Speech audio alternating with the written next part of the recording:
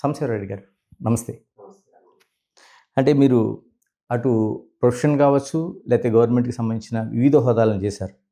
ముందుగా శివారెడ్డి గారి కెరీర్ ఎలా స్టార్ట్ అయింది? మాది గుంటూరు జిల్లా నరసరావుపేట దగ్గర చిన్న పల్లెటూరు మాది. ఆహ్, నేను మా ఫాదర్ చిన్న బ్యాంక్ ఎంప్లాయీ.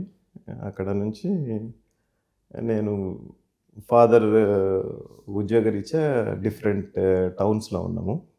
స్టేట్ మొత్తంలో.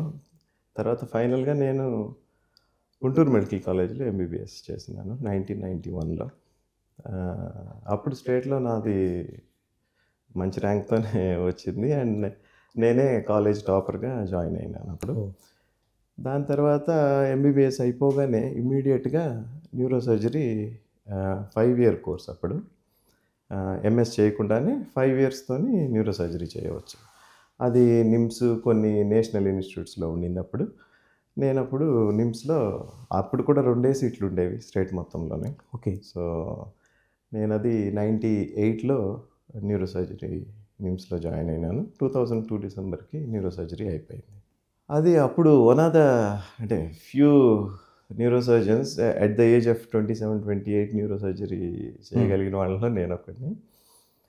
దాని తర్వాత యూకే వెళ్ళాను. లండన్ వెళ్ళి ఒక 5 ఇయర్స్ అక్కడే ఉన్నాను.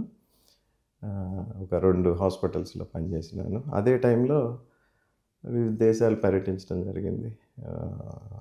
అకాడమిక్స్ రీత్యానే. ఒకటి అమెరికాలో పిట్స్‌బర్గ్‌లో రేడియో సర్జరీ అంటాం. సో, బ్రెయిన్ ట్యూమర్స్‌కి హై డోస్ రేడియేషన్ ఇచ్చే పద్ధతి అది. అది నేర్చుకున్నాను అక్కడ. తర్వాత స్విట్జర్లాండ్‌లో కొన్ని పద్ధతులు, తర్వాత ఆస్ట్రియా, తర్వాత బెల్జియం. సో, ఈ కంట్రీస్ అన్నిటిలో కూడా కొన్ని కొన్ని పద్ధతులు నేర్చుకున్నాను. అలాగే యూకేలో 4 ఇయర్స్ ట్రైనింగ్ కూడా చాలా బాగా యూజ్‌ఫుల్ అయింది. దాని తర్వాత నేను తిరిగి హైదరాబాద్ రావటం జరిగింది. హైదరాబాద్ వచ్చిన తర్వాత కేర్ హాస్పిటల్‌లో కన్సల్టెంట్‌గా జాయిన్ అయినాము. కేర్ హాస్పిటల్ బంజారా హిల్స్‌లో మేము న్యూరో సర్జరీ డిపార్ట్మెంట్ స్టార్ట్ చేసినాము.